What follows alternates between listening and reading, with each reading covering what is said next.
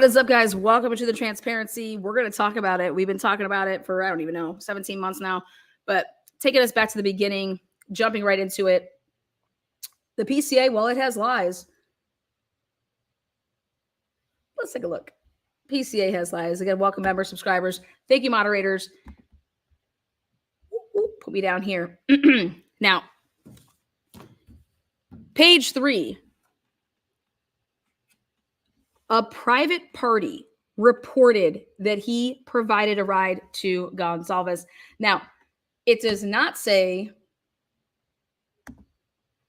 a video saw at 1:56 that transpired. So we have to ask ourselves, where's the 1:56 coming from? Is that 1:56 coming from a Life 360 app? Again, we would have seen it here where it says video catches at 1:56, party driver coming up, dropping off the girls, them getting out of the car. That's not what is said. So I want you guys to truly pay attention to what you see there. How does he know that he was there at 1:56? So when he reported this, a private party reported that he provided a ride at approximately 1:56 a.m. Remember, we've always assumed that there's been footage of this. Now, page 5 of the PCA. Gonna zoom in for you guys. Boop. The combination of DM statements to law enforcement reviews. Combinations of DM's statements to law enforcement, reviews of the forensic downloads of records from BF and DM phone, and video of a suspect video, as described below, leads investigators to believe the homicides occurred between 4 o'clock and 4:25. Remember, I've told you guys this. No victims' phones were used for this time to say that that's when the crime happened. So they are putting all their eggs in this time of 4 to 4:25. You know how many people ask me, well, Lana, don't you think it's just so crazy that Brian's phone would have been off between that time frame of the crime? Well, my answer to that is I've seen ISPs work, and they said that the crime when Brian Drake was killed at 7:26 is because his wife said on the phone, I was on the phone with him, oh my God, and he said he got shot through the window. Well, guess what? Brian Drake wasn't shot through that window. So they didn't even take the time to do scientific testing, replicating that whole shooting out the window to see how things would break down. They only just went with that time of 7:26 because of one person, the statements. They ignored all this other shit. So when people say, Lana, how do you explain how Brian Kohberger's phone would have been off during the time of the crime? That's the thing is, was that the time of the crime? That's my answer to that. Now, moving on.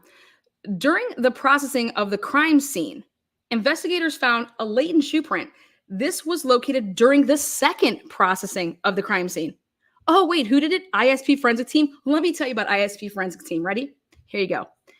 This is the same team from the Moore case, the Drake Moore case. One, they went ahead and pulled blinds all the way up after there was a hole that showed a bullet like traveling through it.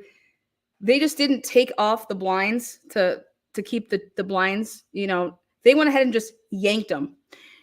Number 2, what they did, they didn't test that the gunshot came through the window. In fact, they didn't even keep the glass from the window and put it in evidence. What else did this ISP forensic team do? They did not use a tripod for the scans and the pictures and the rods that they placed to take these pictures. No, they used a human hand with no glove on to be placing up and putting the trajectory and the wildest shit you could ever imagine. How do you know that, Lana? Because I have the pictures and I put them out here. This is what ISP does, the same team. ISP removed items off of the window ledge, the seal, in order to make it so that their theory could possibly hold up. Wait, what did they do, Lana? They removed stuff from the windowsill, took it off, and then started placing the rods through. Wait, but shouldn't you be leaving the crime scene the way it is? Absolutely, you should. Number 5, they didn't take the leg brace that Brian Drake was wearing into evidence. Wait, what? No, they left the leg brace there. They did not collect a hair at the crime scene that was blonde. They took a picture of it, but they didn't collect it. They left the table, the pop-up table that you crack people's backs on. But guess what else they left? They didn't take the stool. They didn't take the stool that the doctor was sitting on. They didn't measure the stool. So wait, Lana, what do you mean by that? I mean, like, wouldn't you want to measure how tall the stool is off the ground so that you can see when the guy is sitting in the stool and you say he's leaning forward and he got shot? And then you're taking measurements of, yeah. What else didn't they take in evidence? What else didn't they do? They didn't measure. I cannot get over this. They didn't take the stool into evidence, but they also did not measure how tall the stool was. Like, because they're going to try to prove that the shot came through the window and went through him and all that stuff. Like, wait, what? No, they did not. They also said that the guy was drinking alcohol while he was working, and that's why he had a 0.8, alcohol content in his body. They said that he had 3 open water bottles on his desk. One of them was not open; it was still sealed. But they left all 3 water bottles, the one that you buy from the store. They left them there. They did not take them into evidence. So you didn't test to see if any of those water bottles had alcohol in them, like vodka. No, they didn't. They didn't even take them into evidence. So when we ask ourselves, why is there only 131 pieces, or at the time 100 and what was it? It then jumped up because they added pieces. Well, this is why, because this is what ISP does. Number 8, they didn't dust for fingerprints. Wait, Lan, you got to be kidding me. Nope, they sure didn't. The murder was on the 12th, didn't dust for fingerprints. They go back to try to dust on March 17th. Oh, and guess what? Just nothing was there. Wow. Okay.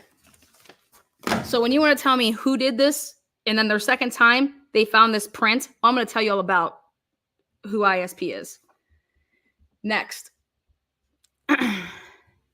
As part of the investigation, an extensive search, commonly referred to in law enforcement as video canvas. Well, how many videos did you actually go and obtain? They don't give us a number. They just say numerous. I have never seen this before where they're not going to give the exact number. So I got a problem with that. Usually they go ahead and give you that. Now, let's see. Now, right here, when they collected or were trying to get these videos, Leslie Lehman was the ISP person that was to collect these, that you were going to be sending this shit to. She's the one that did it in the Brian Drake Moore case, and she's the one that, well, I want to move on to the next thing. You can go watch my other videos, but this woman is what you call inept or corrupt and both.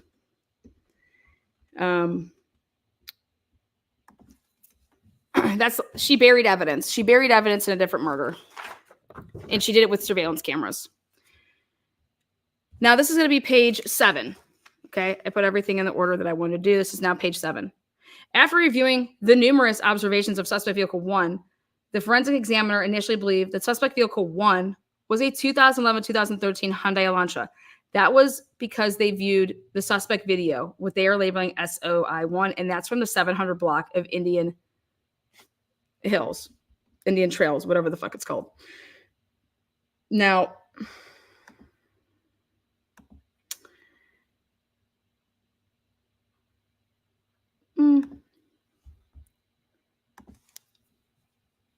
as a result, investigators have been reviewing information on persons in possession of a vehicle that is from 2011-2016. Wait, how'd you jump to that? Oh, because they initially believed that it was 2011-2016. Oh, then upon further review, he indicated it could also be this to this. I told you how this is all going to play out in court. You will definitely know the difference between 2016 and 2011 Elantra. But as a result, investigators have been reviewing information on persons in possession. Well, show me the police supplemental reports and the dates of this happening, of them trying to see who has a white Honda Elantra. Show me that. Talk to me about that. I want to see what the dates are and Did this happen before IgG results were in, aka the name Brian Kohberger? Page 9.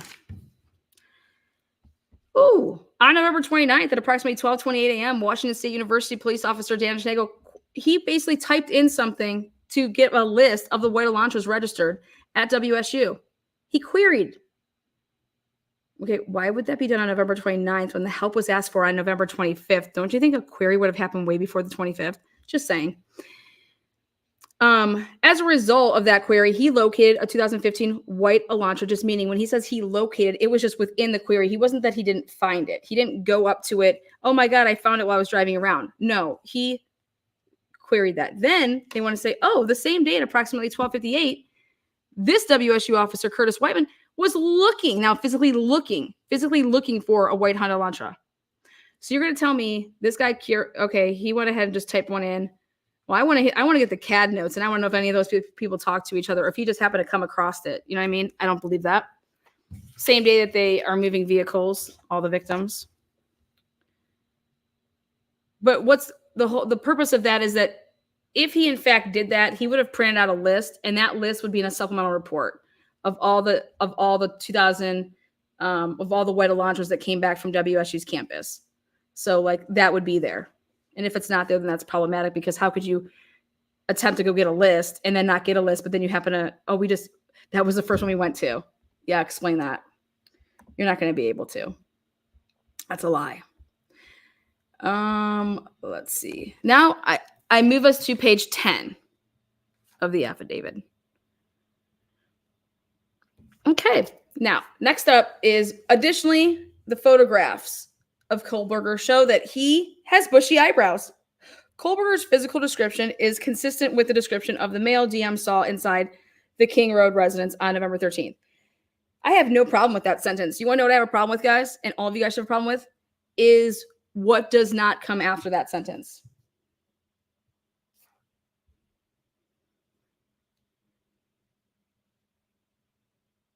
Fuck yeah. Fuck yes. Sorry, I just got a text message. Yes. Thank you. Call you after the live.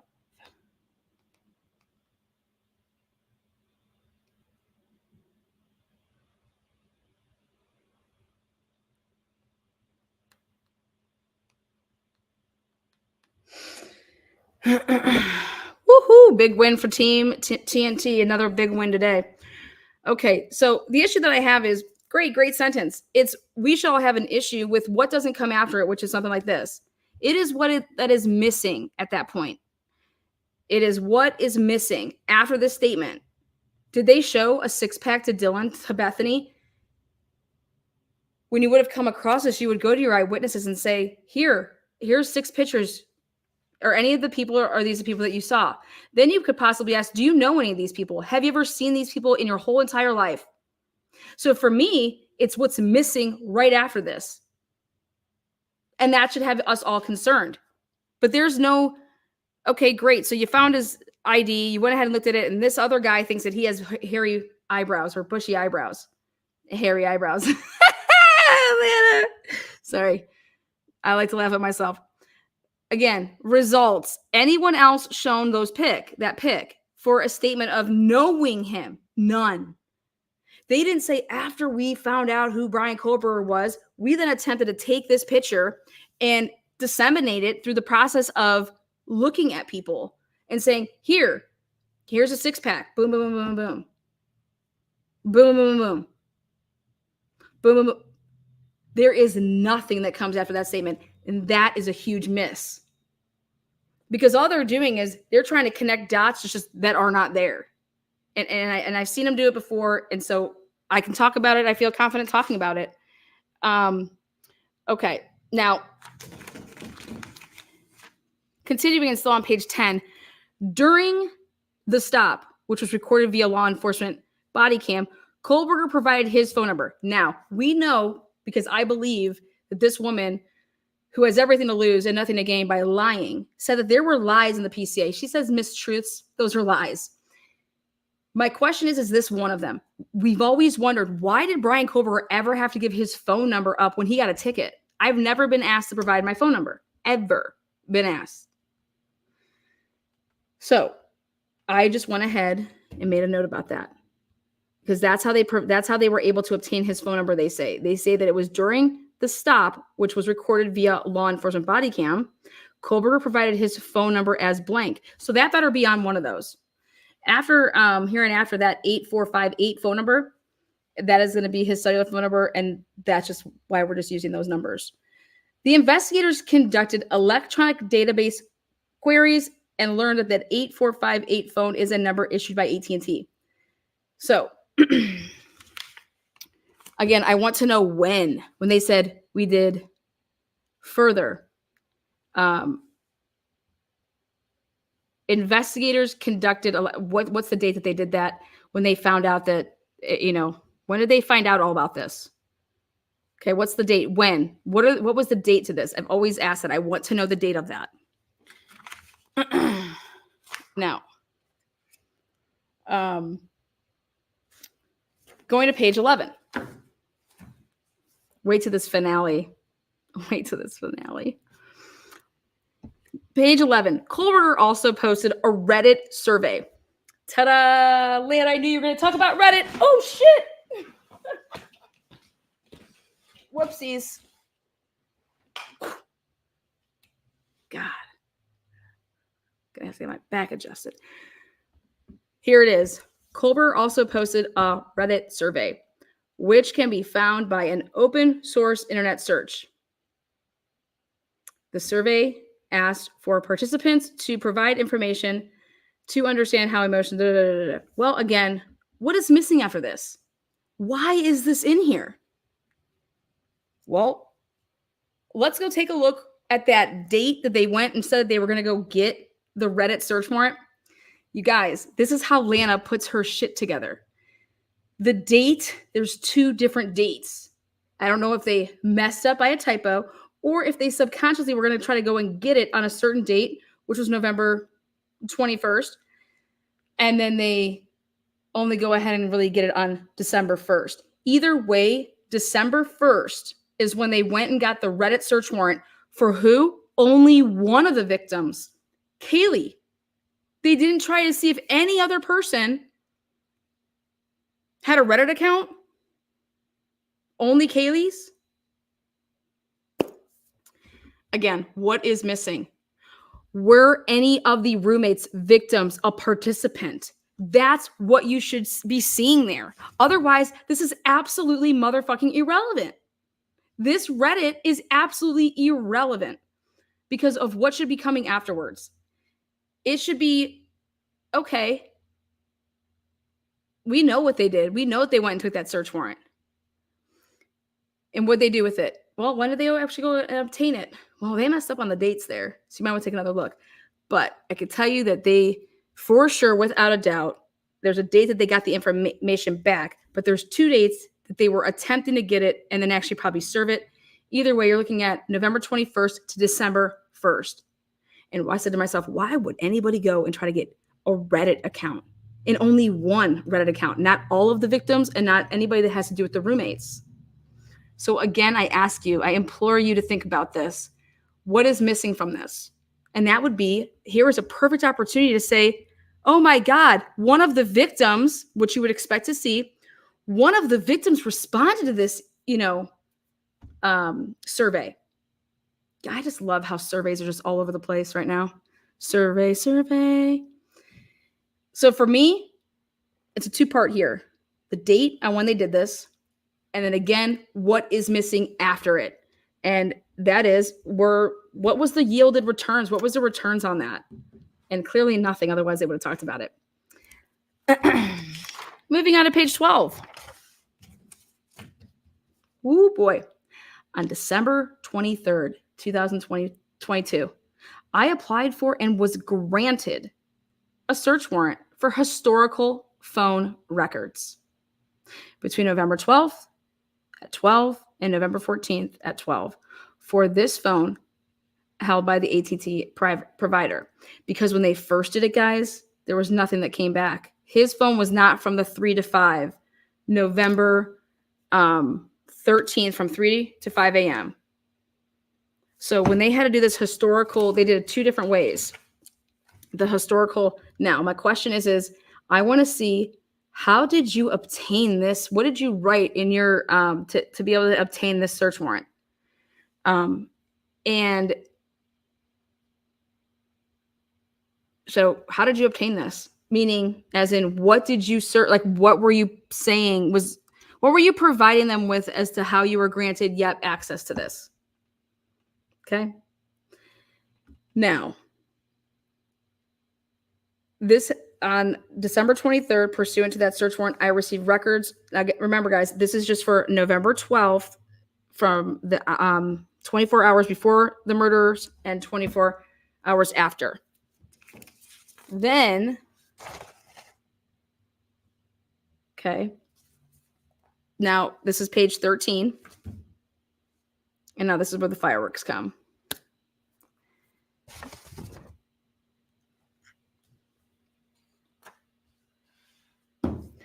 On December 23rd, 2022, pursuant to that search warrant, I received records for this phone.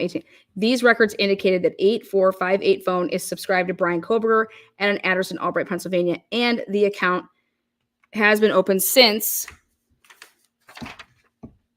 June 23rd, 2022. These records also included historical cell site location information, CSLI, for the 8458 phone. These records also included well, you'd have to ask for that.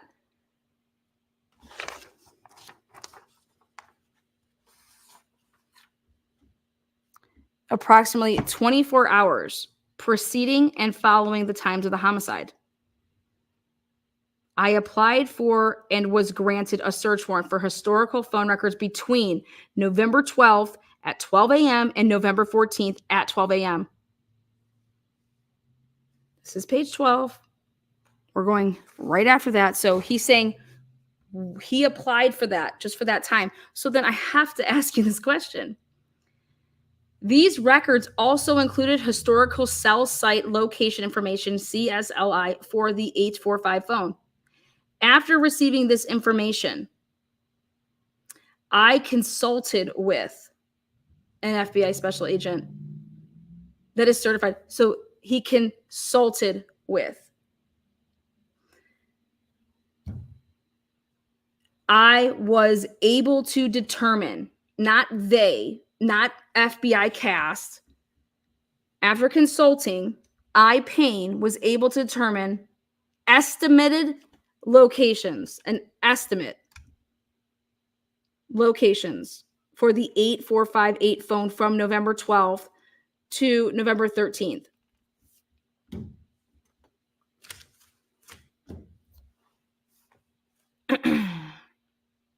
No report was generated, and that could have been provided to the grand jury that has anything to do with the FBI cast people.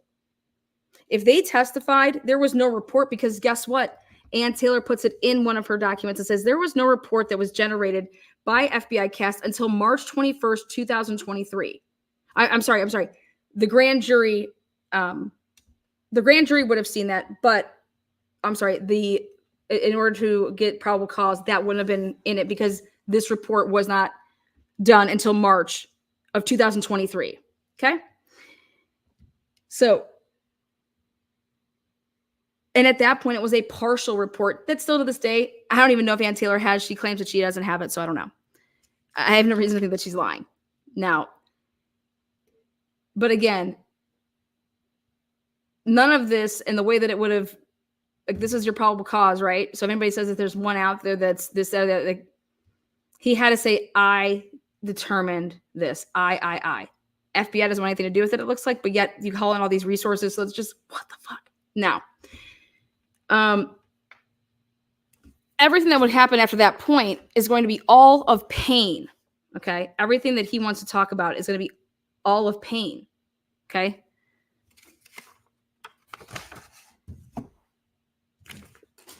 14, page 14.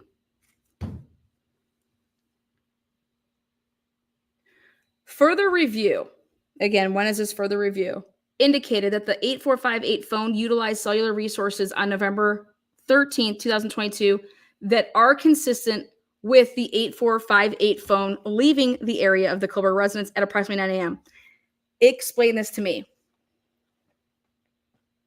God.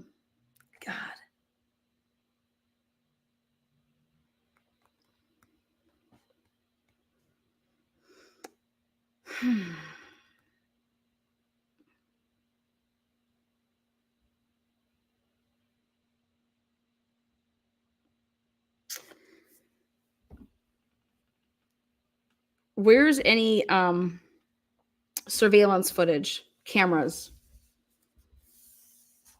okay, that memorialize any of this? Okay. So they attempted at that point not to possibly try to get any video cameras to say, oh my God, let's go all the way up until 10 a.m. That doesn't make sense to me, right? Because they wouldn't know when this happened, right? So think about this. There would be camera footage all the way up until the time of the 911 call. So I thought about this and I said to myself, no, actually, they would not know.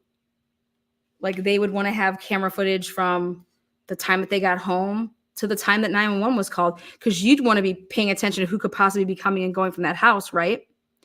So does it not bother you? Like it bothers me that if you want to say that Brian Kohberger went back to the scene of the crime, where's the footage? Why wouldn't you corroborate any of that with any footage? Because you went to all of these, you got all this camera shit. Again, saying that Brian Kohberger went back, first of all, it'll take way longer, but this is pain, is consistent that he was at his place at 9, traveled to Moscow, Idaho, specifically the 8458 phone, utilized cellular resources that would provide coverage to the King Road residents between 12:10 a.m. and 9:21 a.m. You're not going to go get any fucking... You have the camera footage because you didn't know when the crime was committed, who was coming and going. You'd want to pay attention to everything that was going on, the comings and the goings of that house.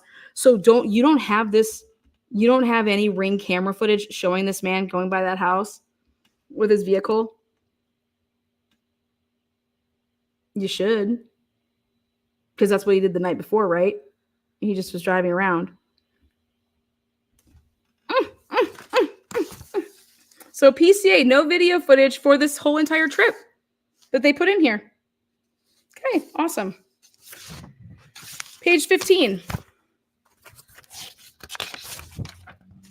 Because that's what you should be seeing next. You should be seeing, after you talk about that trip, then there should be something to memorialize that trip. Now, this is the next page, page 15. This is where it gets good. Based on my training, experience, and the facts, this is how Ann Taylor got what she needed. Based on my training and experience, which is so little pain, and the facts of the investigation thus far. What were the facts thus far? I just, when I had to go back and read that. And the facts of the investigation. What facts? I believe that Kohberger, the user of the 8458 phone, was likely the driver of the white Elantra that is observed departing Pullman, and that this vehicle is likely the suspect vehicle 1. Paint that sentence right there is everything. This is all pain. You are connecting a car on WSU's campus, a white sedan, so popularized by so many freaking different people that drive a white sedan. And you are just making this ridiculous leap to say that it is the same vehicle as SOI1, which is the 700 block vehicle at 326 when it's on the 700 block of Indian Hill. Based on my training and experience, that you think you can just say that car is that car? You guys understand that sentence right there? Based on my training, I want to know what this is what she's going to say. What training and experience do you have, Mr. Payne, Detective Payne, that you can say on page 15 that you can connect and say that that car is that car without, is there a license plate?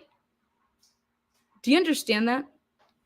So where did you receive this training and experience that you can just connect two cars that are on they're in two different states as being the same car? Where did you obtain that training and experience that you can do that? This is what you call a leap. Now, I believe that Kohberger, the user of the 8458 phone, was likely the driver of the way to launch. So now you're connecting the phone to then that car and that other car, right? Okay. I believe that Kohberger, the user of the 85, was like the driver of the way. But how do you make such a leap to say that the WSU car and the 700 block car are the same? What training and experience did you receive that you can do that? Additionally, the route of travel of the 8458 phone during the early morning hours of November 13th, 2022, and the lack of the 8458 phone reporting to AT&T between 2:47 a.m. and 4:48 a.m. is consistent with Kohberger attempting to conceal his location during the quadruple homicide. And I underline this because, wait a second, we got to go back to that. We have to go back to the time of the crime. Time of the crime established by what exactly? No scientific evidence, just so you guys know. 4:07 to 4:20. They're establishing that time because they don't appreciate a car screeching at 4:20 a.m.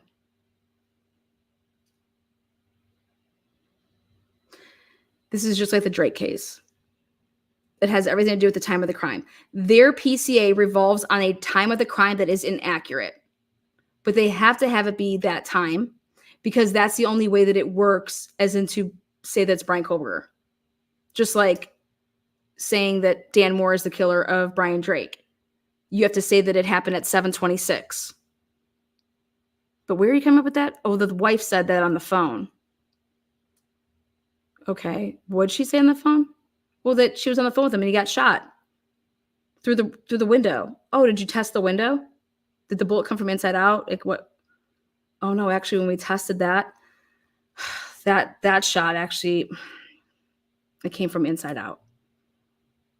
So you're saying that Brian Drake couldn't have been shot through the window because of what? Oh, well, because the window was shot out the wrong way. But then wouldn't Brian Drake be right in front of his shooter? And wouldn't that, wait, how many bullets does Brian Drake have in him? Oh, just one. How many wounds does Brian Drake have in him? Oh, just one. So wait a second. Oh, anybody that would be a fucking normal, I don't know, logical human being and connect some dots. Oh, so the window shot was a fault. Like that was shot out afterwards to stage that. Yeah, it was. Wow, huh? So you have all the victims coming home and being home from a time of 2 a.m. to 911 not being called until noon, just for lack of better, 11:58. So 2 a.m. to noon, and you think that you want us to believe that oh yeah, and there's that sheath that has his, okay. Well, that's why we use the word placed. So this all has to do with when you want to say, Lana, well, Brian Kohberger has his phone off during the time of the crime. That's if that's the time of the crime. Then there's nothing right now, no scientific evidence that points to that. Now, this is page 16. And now this is going to be the demise of Bill Thompson. The purpose. Listen to the words, read the words yourself. So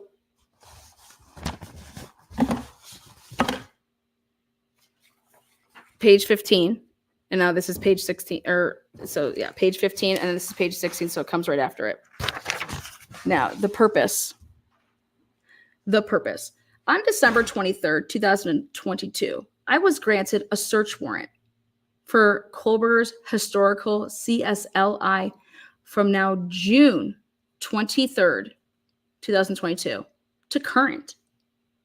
His prospective location information and a pen register trap and trace on the 8458 phone to aid.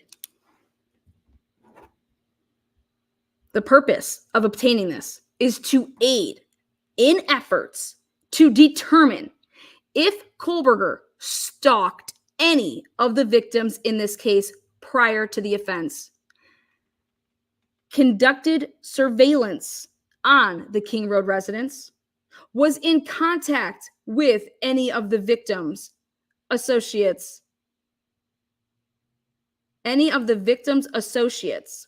not the victims, but of victims' associates. Very, very important there. Victims' associates. Before or after the alleged offense. Any locations that may contain evidence of the murders that occurred on November 13th, 2022. The location of the white Elantra registered to Kohberger, as well as the location of Kohberger.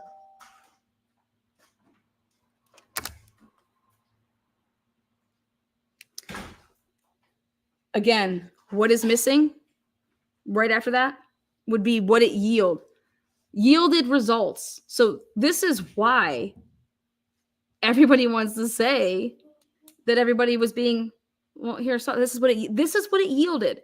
So the purpose that you obtained all of this and all the information that you got, oh my God, yeah, we should be, oh God, we're going to get some good shit, man.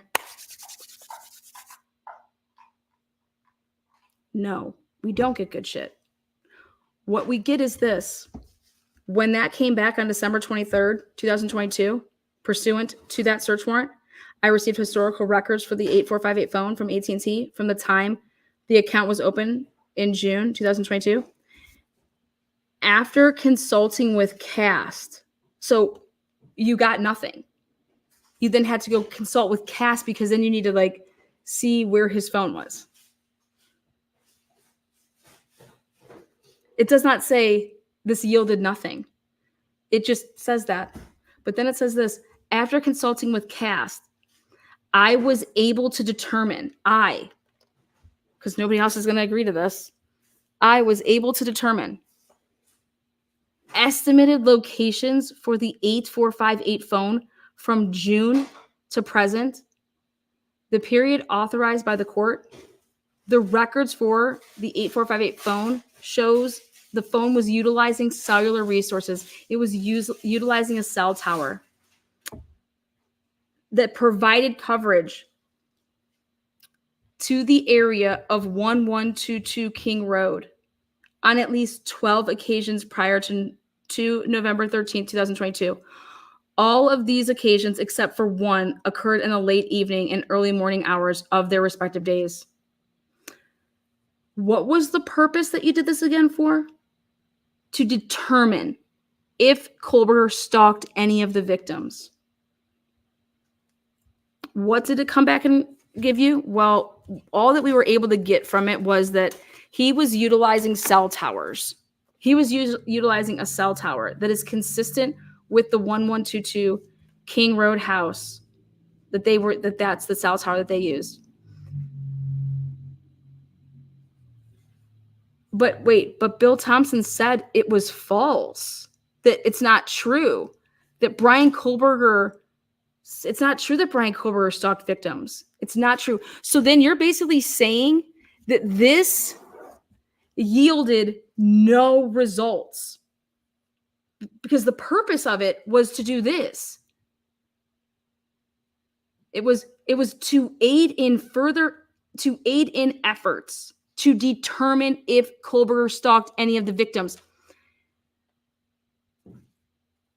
Why wouldn't you be saying that it did not yield those type of results? Because every single person and their mother, to include the freaking magistrate, this is where I think your demise is coming. Well, then this PCA is purposefully misleading the signee, which would mean the magistrate / judge that would be signing this. Because anybody that would continue to read this, And it's exactly what the media did. What did the media go out and say?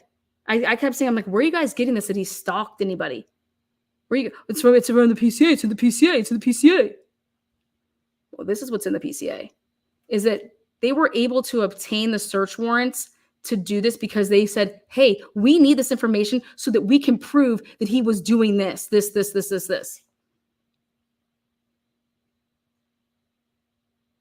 I can't wait to see who the fuck else they did this to. Because that's what Aunt Taylor was saying. Wait, you were utilizing all these resources, you were doing all of this stuff, and you were using IGG, and you misled. You're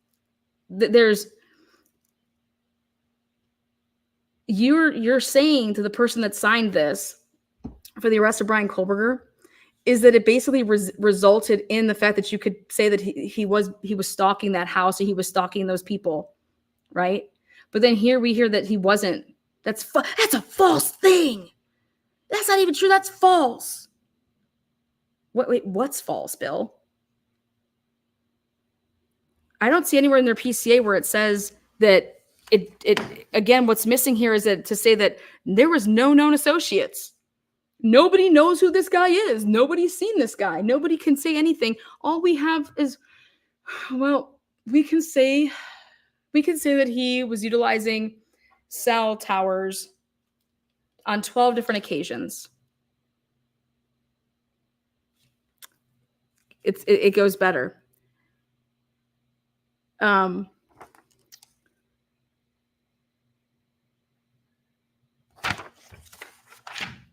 3, 10.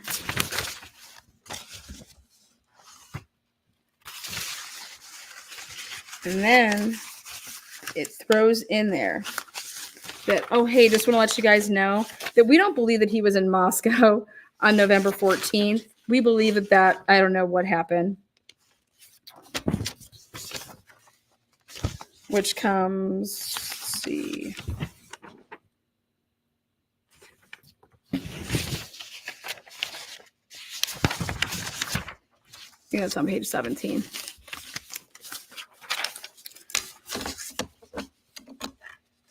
So this right here, when Bill said, spread this far and wide, and go to town. Well, this is what everybody went to town on. Right here. Your purpose for obtaining. And guess what it yielded? It yielded jack shit. It yielded what you should be seeing after this is a hell of a lot more. That means he's in contact with nobody. There's no, you can say that he went to Moscow, Idaho 12 times.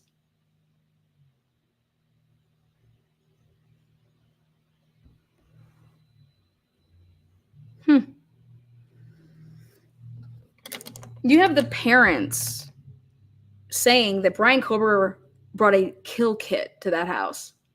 Where the fuck are they getting that from? That's not in here.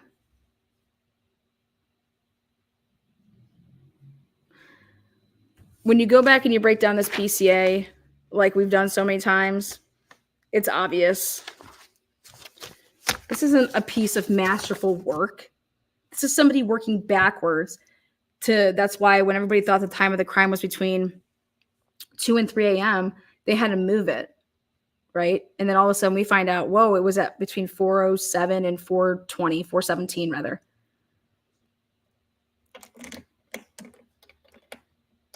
But then we hear, so have you heard, seen, or read that Brian Kohberger stalked one of the victims? Yeah, we fucking read that. That was the purpose of this. When you were granted that search warrant on December 23rd, 2022, it was for the purpose to aid in efforts to determine if Kohberger stalked any of the victims in this case. And then after you explaining, what you're looking for surveillance. You're looking if he stalked any of them prior to the offense, if he was surveying that house and the residence. Was he in contact with any of the victim's associates before or after the alleged offense? And then any locations that may contain evidence of the murders that occurred. All right. And it says then this is the yielded results, which is I was able to determine that on at least 12 occasions prior to November 13th, 2022, all of these occasions except for one occurred in the late evening and early morning hours of the respective days.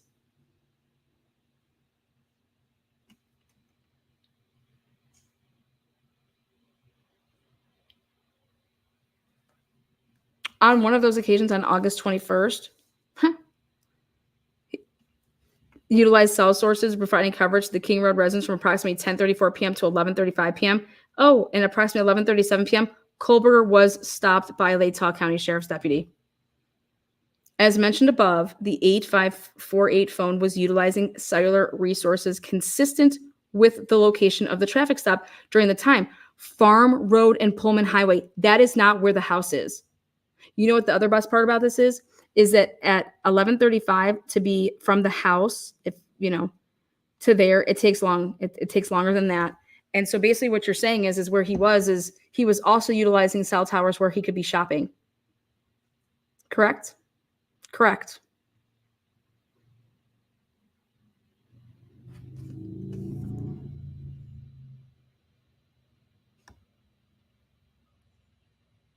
The media did bill exactly what you wanted them to do. They disseminated the fuck out of this and they put their spin on it. And now Ann Taylor and her crew are about to take you to the fucking cleaners. And they should. Because it's all blowing up right in front of your fucking face. And I love every fucking minute of it. And I'm here for it. Because you know why? You are innocent until proven guilty. And you should not have to do any of this type of stuff. When you know that somebody is guilty, you go out there and you prove it. You don't need to do anything like this. You only do this stuff when you don't have a case. The 5 gifts that Heather just bought. Thank you, Heather.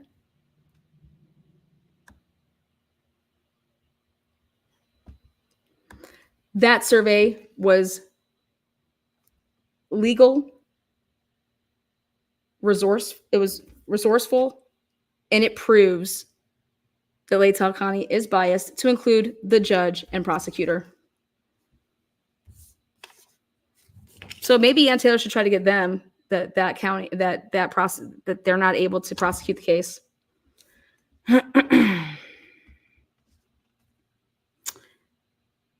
This will be a quick video.